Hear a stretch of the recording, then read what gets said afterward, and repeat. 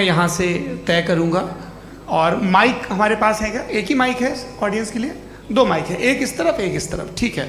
तो जी सबसे पहले हमारी सहयोगी हैं मारिया शकील जी, पूछिए सवाल। थोड़ा सा रुकेंगे ताकि कैमरे का फ्रेम आप पर आ जाए, आपकी तो प्रैक्टिस है टीवी की। जी नदवी साहब, मैं खुदा को मानती हूँ, पहले मैं इसी प्रमाइस से शुरू कर रही हूँ और ये बता रही हूँ आपको, मैं मानती हूँ, लेकिन कुछ सवाल हैं जो जावेद साहब ने उठाया, उसका जवाब आपको देना चाहिए। पहला सवाल ये कि गज़ा में सालों से छोटे बच्चे मर रहे हैं, वो उनको, अगर खुदा मर्सीफुल है, हम मानते हैं कि अल्लाह ताला में बहुत ताकत है, तो वो बच्चे क्यों मर रहे हैं? दूसरी बात ये कि अगर कंटिजेंसी की जो आप बात करते हैं, पूरे मुस्लिम ममालिक मिल करके भी उन गज़ा के बच्चों को क्यों नहीं बचा पा रहे हैं? क्योंकि अगर वो चाहते, क्योंकि अल्लाह ताला उन पर हुकूमत करते हैं, सब पर हुकूमत करते हैं, तो वो उनको क्यों नहीं बचा? जी थैंक यू वेरी मच।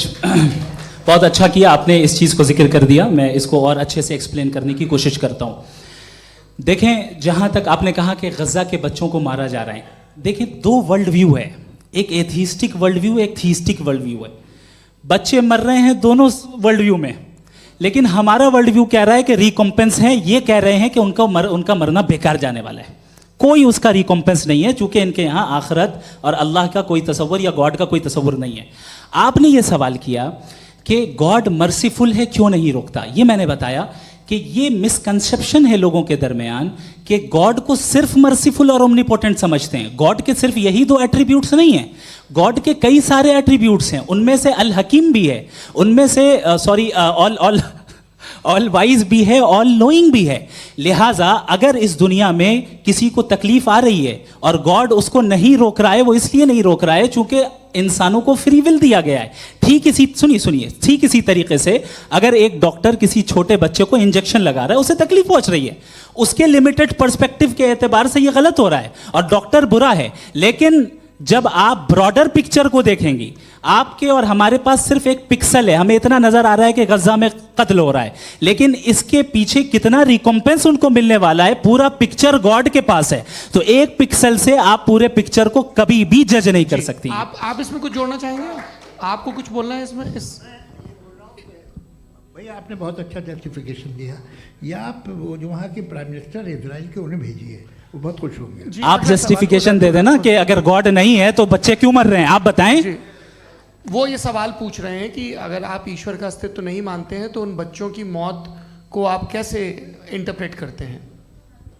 भाई ये दुनिया जो है, जो ताकतवर लोग होते हैं वो एक नाइंसाफ़ी करते हैं। तो ये अच्छा काम है आपके नज़दीक, तो नेचर नाइंसाफ़ी पे मबनी है। अरे मेरे भाई, आप नेचर की कहाँ बात कर रहे हैं, तो इंसान की बात। तो फिर जब मैं इंसान की बात कर रहा था, आप नेचर की बात करने लग गए। क्रॉस एग्जामिनेशन नहीं। हाँ, अब आप मुझे बोलने नहीं देंगे तो अलग बात है, आप बोलिए, मुझे कोई जल्दी नहीं। जी नहीं, ये क्रॉस एग्जामिनेशन मुझे बोल तो लेने दीजिए। जी बोलिए। क्या बात ये है कि ह्यूमन सोसाइटी तभी साथ में रह सकती है जब वो मोहब्बत से, एकता से, एक दूसरे के एहतराम करके रहे।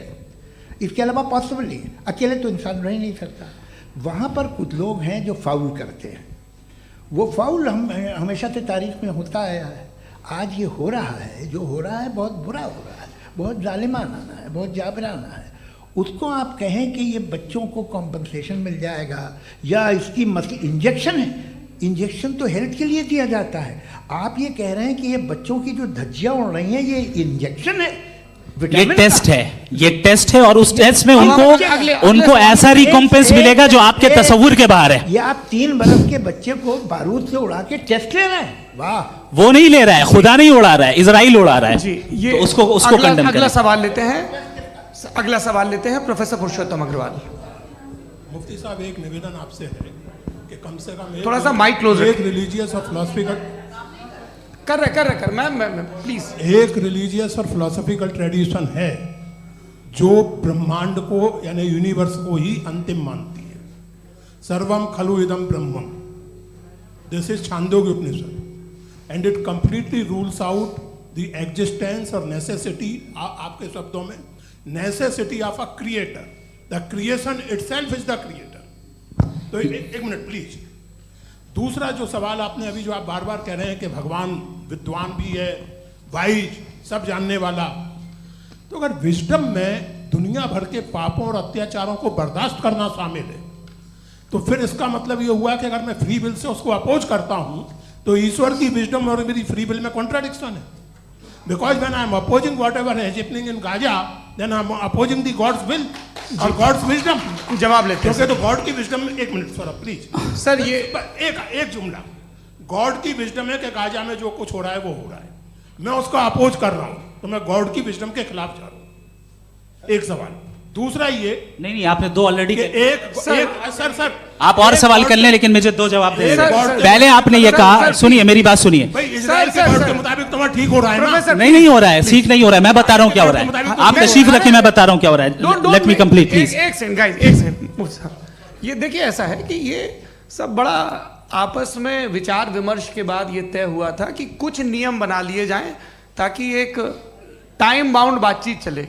और भाई साहब, आप बड़ा जरूरी काम कर रहे हैं, लेकिन कैमरे के फ्रेम में आके उस काम को गड़बड़ कर दे रहे हैं। ठीक है गुरु, अब मेरे को कहीं का गुस्सा कहीं निकालना था, सॉरी। नहीं, कोई गुस्सा नहीं है जी। तो प्रोफेसर ने सवाल पूछे, आप उनके जवाब दें, और थोड़ा ये सब लोग थोड़ा ख्याल रखें भाई, सवाल संक्षिप्त रखें जी। आपने दो सवाल किए।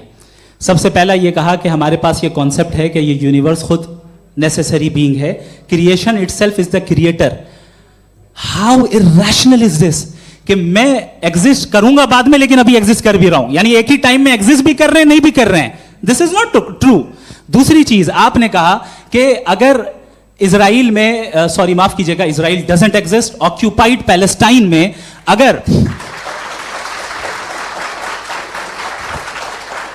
अगर ऑक्यूपाइड पैलेस्टाइन में बच्चों को मारा जा रहा है फ्री विल की वजह से और गॉड नहीं रोक रहा, ये कॉन्ट्रडिक्शन है। ये बताइए कि एक एग्जाम में एक बच्चा गलत आंसर लिख रहा है, सुनिए, एग्जामिनर चाहे तो रोक सकता है, क्यों नहीं रोक रहा है? ये कॉन्ट्रडिक्शन है, ये कॉन्ट्रडिक्शन नहीं है। माइक नहीं सर, ये आपस में जी, ये क्या आपका सवाल? माइक दीजिए। फ्री विल दिया गया है टेस्ट के लिए, अकाउंटेबिलिटी के लिए। अगर फ्री विल नहीं होता तो आप कहते हैं हमें रोबोट बना दिया गया। नॉट मिसरिप्रेजेंट माय पोजीशन, आपकी जो भी पोजीशन, मैं अपनी फ्री विल के नाते, अपने ह्यूमन विजडम के नाते गाजा में हो रही अत्याचार का विरोध करता हूं। बिल्कुल करना चाहिए। आपके हिसाब से मैं गॉड की विजडम का विरोध कर रहा हूं? बिल्कुल नहीं, समाज हो रहा है गॉड की, बिल्कुल भी नहीं, बिल्कुल भी नहीं।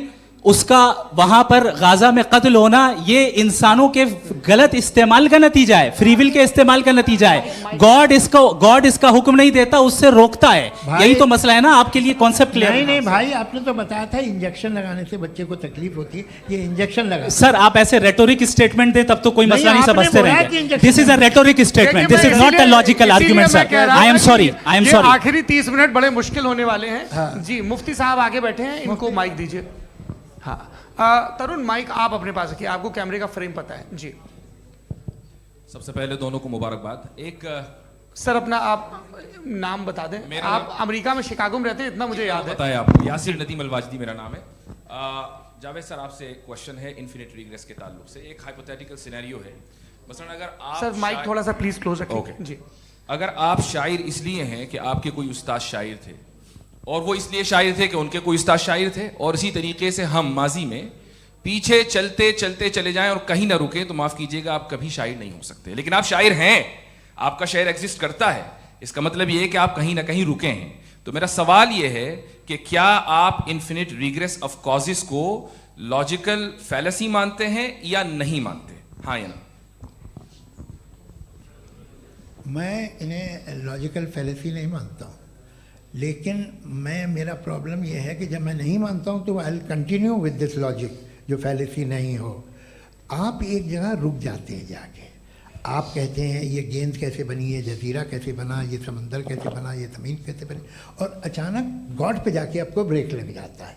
एक बार आप सवाल नहीं करते कि भाई इनको बनाने वाला तो इनसे भी कॉम्प्लिकेटेड होगा, वो कैसे बना, उसके बारे में आपने इत्मीनान कर लिया, वो हमेशा से है। तो अगर आप उसे हमेशा से मानते हैं तो फिर ये मान लीजिए कि कायनात हमेशा से, क्या तकलीफ? फिर हम वजूद में नहीं आते जी। हैं? हम मौजूद नहीं। अच्छा सर क्यों नहीं हो मैं सकते? बताऊंगा प्लीज। जैसे मैंने मिसाल दी आपके शेर, आपका शेर कभी वजूद में ना आता अगर शायर इसी तरह चलते रहते हमेशा। जी माइक मेरे ख्याल से एक second, इन्फिनिट रिग्रेस का कॉन्सेप्ट क्लियर नहीं हो पाया है, सर रहने दें, लेट्स मूव ऑन सर। ठीक है, हाँ थोड़ा सा मॉडरेटर का भी ख्याल रखें। नहीं नहीं, आपने तो रखा है, आपने रखा है। यहाँ पे गौहर रजा साहब हैं, वो भी एक सवाल पूछना चाहते हैं। माइक यहाँ नीचे से ऑन कर दिए नीचे। पहले तो ये कह दूं कि